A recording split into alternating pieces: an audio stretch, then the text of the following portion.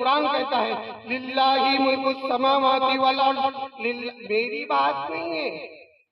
اب یہ بات کوئی شاعر کی بھی نہیں ہے، یہ بات کوئی صحابی تابعی تبع تابعین کی بھی نہیں ہے، یہ نص قطعی ہے۔ قرآن نے واضح طور پر کہہ دیا للہ ملک السماوات والارض یخلق ما یشاء، زمین و آسمان کی بادشاہت تو اللہ کے لیے، جسے چاہے پیدا کر دے، یہب لمن یشاء اناثا، جسے چاہے لڑکیاں دے، ویہب لمن یشاء الذکور، جسے چاہے لڑکے عطا فرمائے، او یزوجہم ذکرانا و اناثا، یا جسے چاہے لڑکا اور لڑکی دونوں بھی دے دے، وَيَجْعَلُ مَن يَشَاءُ عَقِيمًا، یا جسے چاہے پانچ رکھ۔